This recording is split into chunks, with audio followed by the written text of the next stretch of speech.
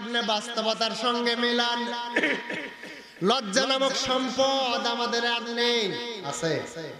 যদি লজ্জা আমাদের থাকতো, সন্তান হয়ে বাবার সামনে বিড়ি ধরা খাই, আছে না নাই? উত্তম যা তারা করে আল্লাহ সে বিষয়ে কিন্তু অবগত আছেন। এখান থেকে আয়াত থেকে আমরা একটা শিক্ষা পাই। ১৫০০ বছর আগে হুজুর সাল্লাল্লাহু আলাইহি সাল্লাম প্রশ্ন করলেন, জিবরিল তুমি ৪ বারের মতো জমিন থেকে কি নিয়ে যাবে? জিবরিল আমিন বললেন, ইয়া রাসূলুল্লাহ ৪ নম্বর বারে জমিনে আসলে লজ্জা নামক সম্পদ তুলে নিয়ে যাব। কি? লজ্জা। এই মুহূর্তে আপনি বাস্তবতার সঙ্গে মিলান। লজ্জা নামক সম্পদ আমাদের আর নেই, আছে? যদি লজ্জা আমাদের থাকতো, সন্তান হয়ে বাবার সামনে বিড়ি ধরা খাই, আছে না নাই? এটা আপনার ভুল হয়ে গেল। দাঁড়িয়ে থাকার তো দরকার নেই। এখানে বসে নিঃশ্বাসের সওয়াব আল্লাহ দান করবেন। এখানে বসতে পারলেই জিন্দেগির গুনাহ মাফ করবেন কে? তাহলে দাঁড়িয়ে থাকার কোনো অপশন নেই। ভাই প্লিজ, হয় বসবেন না হয় চলে যাবেন। হয় বসতে হবে না হয় চলে যেতে হবে। কারণ এখানে আছে কি? কুরআন।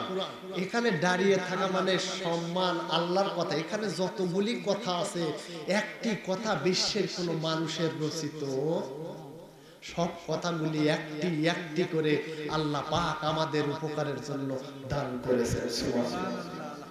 ভাই মেহেরবানি করে আমরা বসবো। জানি না কার কবে মৃত্যু হবে, কবে না জানি আমাদের কাফনের কাপড় বাজারে চলে এসেছে।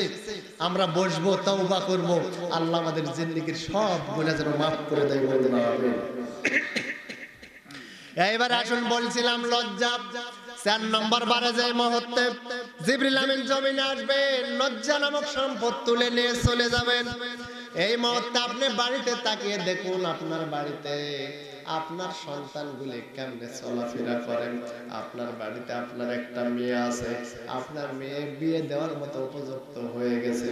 আপনি বাবা আছেন, একটা বড় ভাই আছেন, অথচ পরিবারে আপনার মেয়ে skin tight pant, skin tight পোশাক পরে চলাফেরা করে আপনি বাবার সামনে। আপনার কি একটু খারাপ লাগে না? কারণ লজ্জা নামক সম্পদ আমাদের মাঝে যে নেই, আপনার খারাপ লাগবে কেন? আপনি বউকে কামনে শ্যাম্পু করে চুলটা ছেড়ে দিয়ে মোটর সাইকেলে করে স্বপ্নপুরী নিয়ে যান, কুসুমবার মসজিদে নিয়ে যান, সোনা মসজিদ বেড়াতে যান, আপনার ওই যে গ্রিন ভ্যালি পার্কে নিয়ে যান। আপনার কি লজ্জা লাগে না? আর লজ্জা লাগবেই কারণে, কারণ ১৫০০ বছর আগে নবী জানিয়ে দিয়েছেন এই মুহূর্তে লজ্জা নামক সম্পদ আমাদের মাঝে নেই। আমরা আশা করতেছি, আলোচনা বুঝতেছি, অবশ্যই লজ্জা নামক সম্পদ এই মুহূর্তে আমাদের মাঝে নেই। যদি থাকতো তাহলে বাস্তব সমাজের চিত্র এরকম হতো। আজকে ছোট ছোট বাচ্চারা মুরব্বীদের সামনে, ছাত্রদের সামনে বিড়ি ধরিয়ে খায় আর যায়। কেউ যদি বলে বাচ্চাদের মধ্যে, ছোট ছোট ছেলেদের মধ্যে বলো, ওই যে স্যার আসতেছে, কয় আসুক, এইভাবে হাতের মধ্যে গোপন রাখে, মনে হয় স্যার বোঝেন। কয়েকদিন আগের একটা দৃষ্টান্ত আমি আসছিলাম, আমার মুক্তাদি ছিল, তারা ৪ জনে একবারে টাটকা সিগারেট ধরাইছে। ৪টা ধরিয়ে একবারে সদ্যই সিগারেটটা ধরাইছে। আমি একটু রাস্তার বাধার ফাঁকে ছিলাম, একটু আড়ালে ছিলাম, হঠাৎ করে সামনে পড়েছি। আলহামদুলিল্লাহ, কত সম্মান করেছে।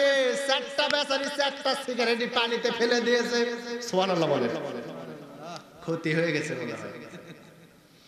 ৪টা সিগারেট একবারে পানিতে ফেলে দিয়েছে, দিয়ে বলছে হুজুর কেমন আছেন, সালাম কালাম দিয়ে এমন ভাবে আমার সাথে কথা বললো, মনে হয় আমি কিচ্ছু দেখি। এই যে দেখেন বিষয়টা, ছোট ছোট মাসুম বাচ্চারা এখন সম্মান বোঝে না, লজ্জা কি জিনিস বোঝে না, যুবক যুবতী যারা আছে কিচ্ছু বোঝে না। আজকে যুবকরা সারাটা রাত্রি ধরে ঈশার নামাজ নেই, মাগরিবের নামাজ নেই, ১-১২টা ১টা পর্যন্ত আপনার সন্তান ১৫-২০ বছরের যুবক এখনো বিয়ে করেন নাই, সারাটা রাত ফোনে কার সঙ্গে কথা বলে। আপনি মা বাবা হয়ে শুনেন, কেমনে লজ্জা লাগে না? আপনি কি শাসন করতে পারেন নাই? 15 বছর ছেলের হাতে আপনি আইফোন ধরিয়ে দিয়েছেন, আপনার কি লজ্জা করে না? আপনি আইফোনটা যে মুহূর্তে খুলতেছে দেখতেছে, আইফোন না যত বড় বড় ফোন আছে ওই যুবকদের কাছে খোঁজ করে চেক করে দেখবেন যত বায় অশ্লীলতা আছে। কথা বলুন ঠিক কিনা? ঠিক আছে, আলোচনা একটু আজকে বেশি হয়ে যাচ্ছে, হক আদায়ের জন্য বলতেছি, রাগ করতেছেন? বাস্তবতার সঙ্গে আপনি মেলান। এই লজ্জা আমাদের নেই। কিছু কিছু যুবতী মেয়েরা আছে, বাবা আবার শখ করে, মায়ে আবার শখ করে হাঁস মুরগি বিক্রি করে এই যে ছোট ফোনগুলো কিনে দিছে। এখন ১-১২টা ১টার সময় কথা বলে, বাবা এখন রাত্রিবেলায় বাইর হয়েছে টয়লেট সারার জন্য, দেখতেছে আমার বেটি সুন্দর করে কার সাথে করে বিড়বিড়ি করে কথা বলতেছে। সকালবেলা বলতেছে, বাবা তুমি না রাত্রিবেলায় কার সঙ্গে কথা বললে? কয় আব্বা তুমি কি বুঝো না, ছোট থেকেই তো আমি স্বপ্নের মধ্যে কথা বলি। আছে না নেই? এই যে বাপকে ঠকিয়ে ফেললো, মাকে ঠকিয়ে ফেললো, কিন্তু মা বলে একটু সাবধান, সন্তানগুলিকে মা শাসন করার জন্য যতটুকু আয় পায়, বাবা মা যত শাসন করবেন এই মা বাবার মধ্যে মায়ের শাসনটা কিন্তু মেয়ের জন্য বেশি। না ভুল বললাম? মা যদি ভালো হয় আপনার মেয়েও ভালো হবে। ঘোষণা, আমার নাম মুহাম্মদুর রাসূলুল্লাহ সাল্লাল্লাহু আলাইহি ওয়াসাল্লামের। তাহলে আসুন, আলোচনা সুদীর্ঘ হয়ে যাচ্ছে, 10টি বিষয়ে বলতে হবে। এইবারে আসুন, লজ্জা নামক সম্পদ আমাদের মাঝে নেই। এইবারে আসুন 4 নম্বর বিষয়টা আমার আল্লাহ সুন্দর করে রেকর্ড করে জানিয়ে দিয়েছেন, ওয়াইজা হাকামতুম বাইনান নাসি আন তাহকুমু বিল আদল ইন্নাল্লাহা লিম্মা يعظكم به إن الله كان سميعا بصيرا। আল্লাহ পাক বলেন, তোমরা যখন লোকদের মাঝে বিচার করবে তখন ন্যায় বিচার করবে। নিশ্চয় আল্লাহ তাআলা তোমাদেরকে কতই না উত্তম উপদেশ দিচ্ছেন। নিশ্চয় আল্লাহ পাক সর্বশ্রোতা সর্বদ্রষ্টা। সুবহানাল্লাহ বলেন। এই আয়াত থেকে আমরা বুঝতে পারলাম, জিবরিল আমিনকে প্রশ্ন করলেন, হে জিবরিল তুমি 5 বারের মতো জমিনে এসে কি নিয়ে যাবে? এইবারে জিবরিল আমিন বললেন, 5 বারের মতো আমি জমিনে এসে হক বিচার তুলে নিয়ে যাব। এই মুহূর্তে বাংলার জমিনে যত বিচার হয় সব তো কোরআন দিয়ে হক হয়। হ্যাঁ, কোরআন দিয়ে হক বিচার হয় না। যে মুহূর্তে বাংলাদেশে হক বিচার উঠে গেছে ওই মুহূর্তে জিবরিল আমিনকে আবার আল্লাহ বলেছে, জিবরিল আমার বান্দারা যখন বিচার নিয়ে ঠাট্টা করতেছে, এই মুহূর্তে বান্দাগুলি বিচার নিয়ে 2 নাম্বারই করতেছে, জিবরিল তুমি যাও বান্দার সঙ্গে 3 নাম্বারই করে হক নামক বিচার তুলে নিয়ে চলে আসো। আপনি একটু গবেষণা করে, জ্ঞানীগুলি মানুষ, আপনি বিচক্ষণ মানুষ, একটু গবেষণা করে বিবেককে প্রশ্ন করেন, বাংলাদেশের মানচিত্রে হক বিচার নামকের 5% হক আছে? না, হক বিচার নেই। আজকে টাকা আছে যেদিকে, বিচার আছে সেদিকে, কোনো হক বিচার নেই। অথচ আল্লাহ পাক জানিয়ে দিয়েছেন হক বিচার করা লাগবে। হক বিচার করতে না পারলে যারা আমরা নেতা আছেন, মেম্বার থেকে শুরু করে চেয়ারম্যান, এমপি থেকে শুরু করে সংসদ পর্যন্ত নয়, রাষ্ট্রপ্রধান থেকে মামুদের রান্নাঘর পর্যন্ত যদি ইসলামী শরীয়ত বিধান অনুযায়ী হক বিচার না হয়, আমার আল্লাহ সুন্দর করে 1500 বছর আগে নোটিশ জারি করে দিয়েছেন, ওয়া মাল্লাম ইয়াহকুম বিমা আনজালা আল্লাহু ফাউলাইকা হুমুল কাফিরুন।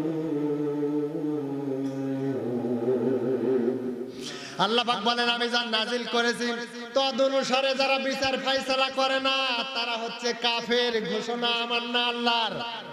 জোরে বলুন কার? আরেকটা আয়াত দিয়ে আল্লাহ জানাচ্ছেন, ওয়া মাল্লাম ইয়াহকুম বিমা আনজালাল্লাহু ফাউলাইকা হুমুজ যালিমুন।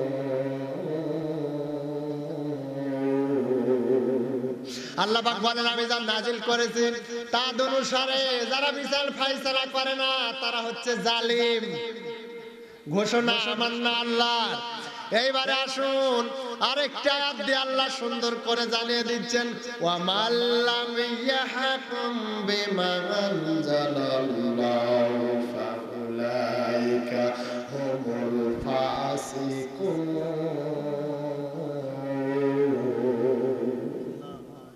আল্লাহ কত সুন্দর মধুর বয়ান করে করে জানিয়ে দিয়েছেন, বান্দা আমার কোরআন অনুযায়ী বিচার না করলেও ফাসিক।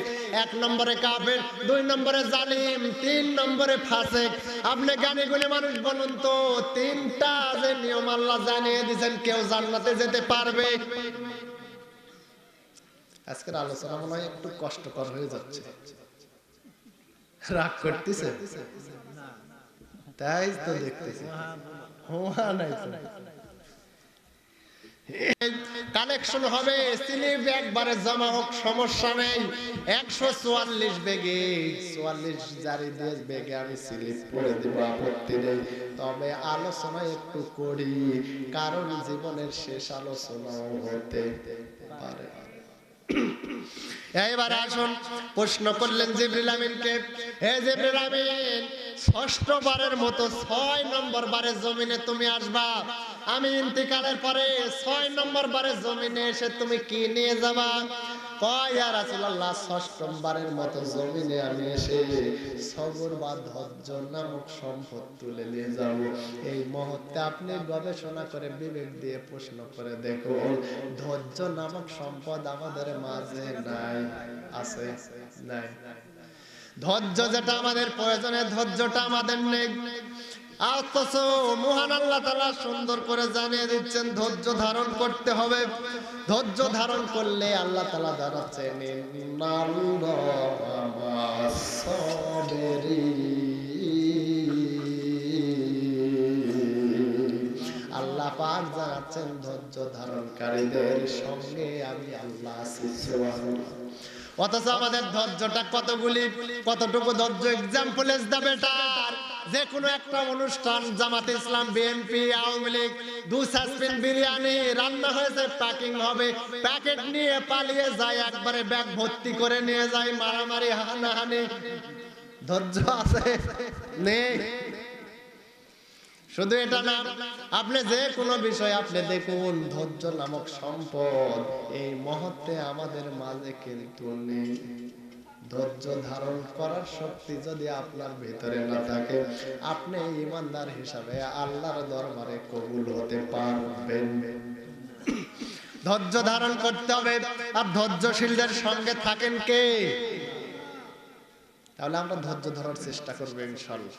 আমরা 6টি বিষয়ের কথা বললাম। এই 6টি বিষয় আমাদের মাঝে একটু গবেষণা করে আপনার বিবেককে প্রশ্ন করে মিলিয়ে দেখুন, বাস্তবতার সঙ্গে 1500 বছর আগের কিতাব সুন্দর করে জানিয়ে দিচ্ছেন। কথা বলুন ঠিক না বেঠিক? আওয়াজ দিয়ে বলুন মুসলমান, ঠিক না বেঠিক? হলদে ডানার সেই পাখিটি এখন কেন ডাকে না? মনের কোণের রঙের ছবি এখন সে আর রাখে না। এখন কেন ধূসর হলো মন, মিলিয়ে গেল মিষ্টি গোলাপ বন। এখন কেন হচ্ছে মানুষ খোর, দুঃখের বোঝা বইছে অনেক গুণ। কথা বলুন ঠিক কিনা? এই মুহূর্তে আমাদের বাংলাদেশে নয়, তামাম দুনিয়ায় সব জায়গাতে অশান্তির দাবানল দাও দাও করে জ্বলতিছে। কথা বলুন ঠিক কিনা? সাবধানে থাকিও মুমিন, মান রাখা দায়। সাবধানে থাকিও মুমিন, মান রাখা দায়। কিয়ামতের আলামত এখন বোঝা যায়, কথা বলুন ঠিক কিনা। কি লিখব ভাই বাংলার বাণী, লিখতে ঝরে চোখের পানি। কি লিখব ভাই বাংলার বাণী, লিখতে ঝরে চোখের পানি। টাকার লোভে মানুষ মারে সোনার বাংলায়, কথা বলুন ঠিক কিনা। বিশ্ব জরিপ দুর্নীতিতে সোনার বাংলা এক নম্বরে, কথা বলুন ঠিক কিনা। এমন দেশ কি পৃথিবীতে খুঁজে পাওয়া যায়, সাবধানে থাকিও মুমিন ঈমান রাখা দায়। 6 বছরের শিশু ধর্ষক বাংলা ছাড়া হয় না এমন, ঠিক কিনা বলেন। 6 বছরের শিশু ধর্ষণ বাংলা ছাড়া হয় না এমন। ধর্ষণে সেন্সরের উৎসব ভার্সিটিতে হয়, কথা বলতে হবে ঠিক কিনা।